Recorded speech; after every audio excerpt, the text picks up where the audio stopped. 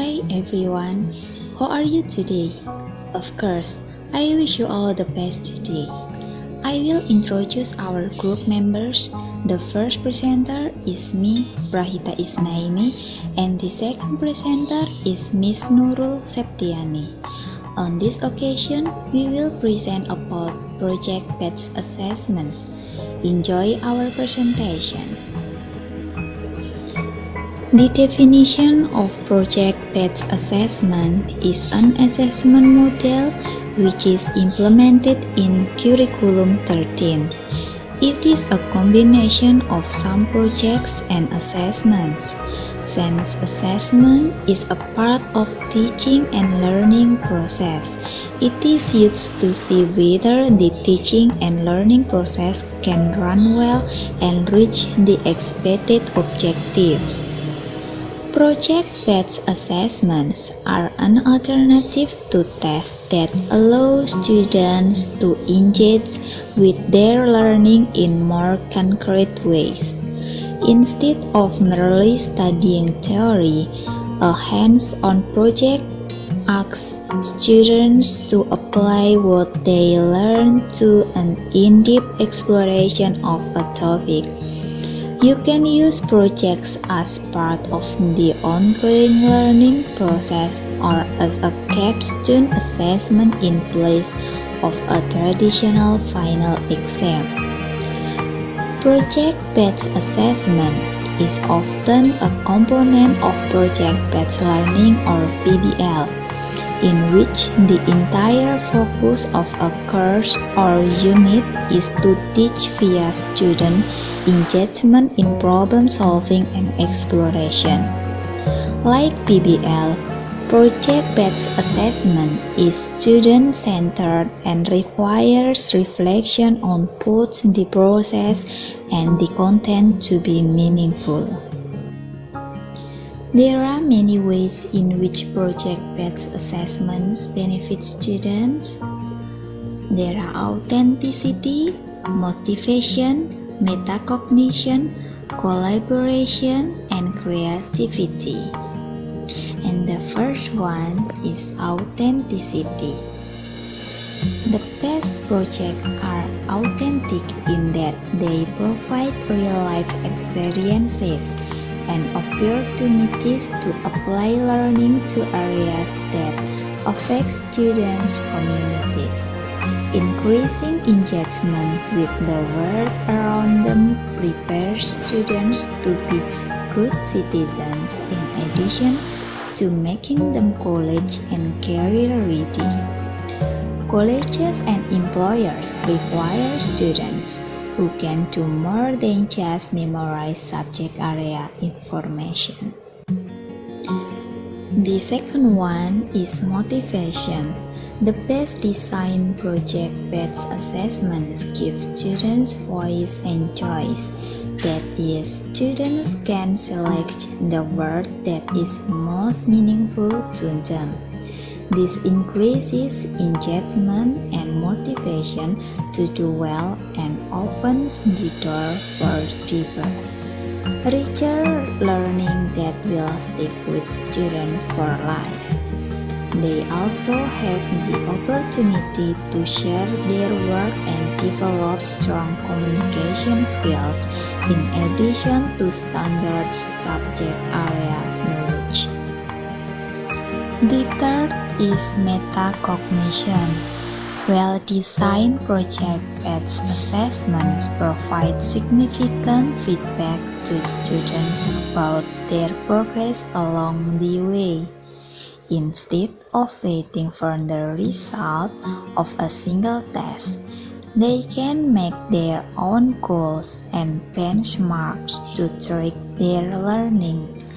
This requires designing clear, detailed rubrics that students can use to measure their progress as they work. Informal check-ins will also help students sharpen their thinking and build confidence as they work. And the next is collaboration. Projects are the perfect opportunity for students to work together toward a common goal. Small group work is linked to better retention of information and career readiness thanks to the soft skills involved in working with others regularly. Structured collaboration is key, so credits should be clearly divided between group goals and individual progress to provide an accurate measure of learning. And the last is creativity.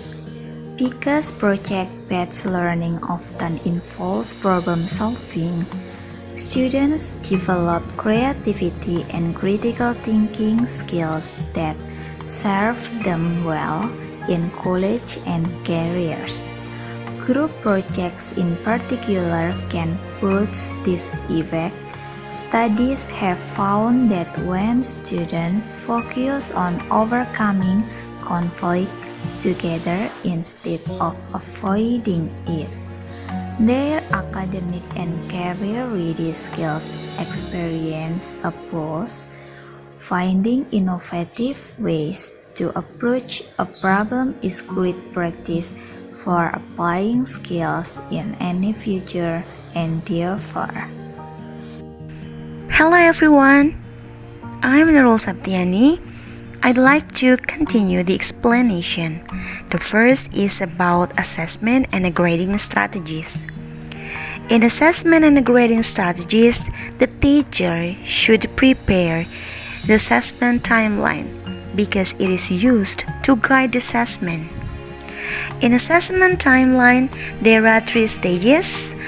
The first is before project work begins.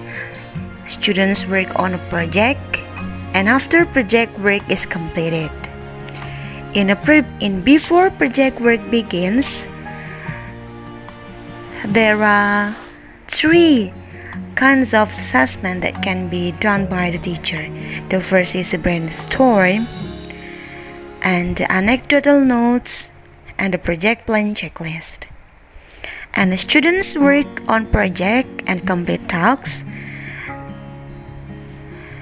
The assessment that can be used by the teacher are journals, collaboration checklist, group conferences, and a solar oven rubric. And after project work is completed, the assessment that can be done by the teacher can be solar oven rubric and reflections. The next is assessment purposes. In a brainstorm assessment, the students use brainstorming to access prior knowledge, so the teacher uses it to gauge readiness for the unit. And second, anecdotal notes. The teacher uses anecdotal notes throughout the unit to capture observations about students while they work. And the notes are used to monitor progress, provide feedback, and adjust instruction. And the third, project plan checklist. The students use this checklist to self-assess their project plan and make adjustments. And then journals. The students answer prompts in their journals related to the unit. So the teacher uses a critical thinking rubric to assess their thinking as well as their understanding of content knowledge. And then the collaboration checklist. The students use the checklist to monitor their collaboration skills while they work in groups on their own. So the teacher reviews the checklist with students during conferences and prompt students to refer to it during group work. And then group conferences. So the teacher have meetings with all groups to make sure that the students are learning what they need to learn. and then answer any questions students may have and assess individual progress at a time. And the conferences provide students with the time to ask questions and clarify information. And then solar oven rubric. The students use the solar rubric to self-assess the project. So the teacher used the same rubric to assess final presentations. And the last is reflections. The students reflect throughout the project or unit on what they are learning. At the end of the project, they return to the essential and unit questions. And students use their reflections to set new goals. And the teacher use their reflections to assess the students' needs and their growth throughout the project unit. The next is assessments, methods, and instruments. There are some methods and instruments can be used by the teacher and the students. The first is graphic organizers that includes like concept maps, timelines, classification charts, and sequencing activities, and etc. And then observations and anecdotal notes that includes checklists for teachers and student use.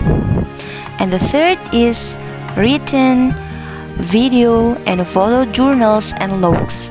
It includes reflections on learning, predictions, and questions to be answered. And then the fourth is students-led conferences and planning documents, and the last is rubrics. The next is grading. Project grades reflect a broader view of students' learning by assessing process and final products. The teacher can use the creative process, collaboration, self-direction, problem solving, and academic standards. Or the teacher can use the individual grading versus group grades.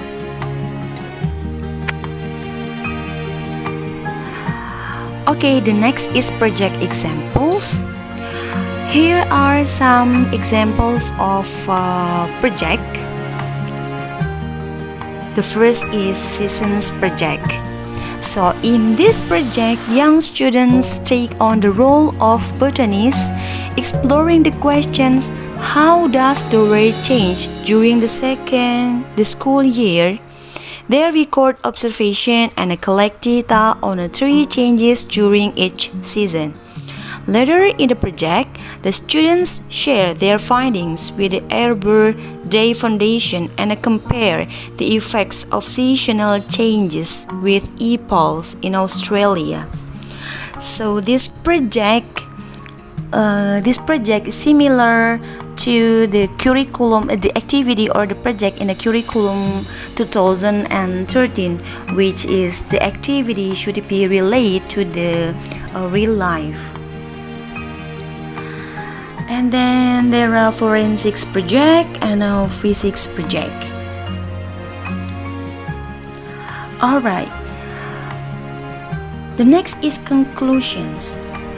Project-based learning and assessment are a valuable addition to learning in any subject and at any age.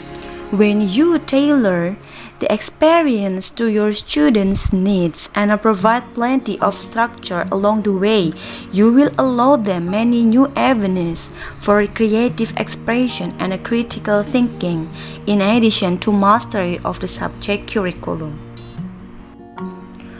Alright, here is the references. We used 2 books and also we got the materials from the website. Okay, this is the end of our presentations today.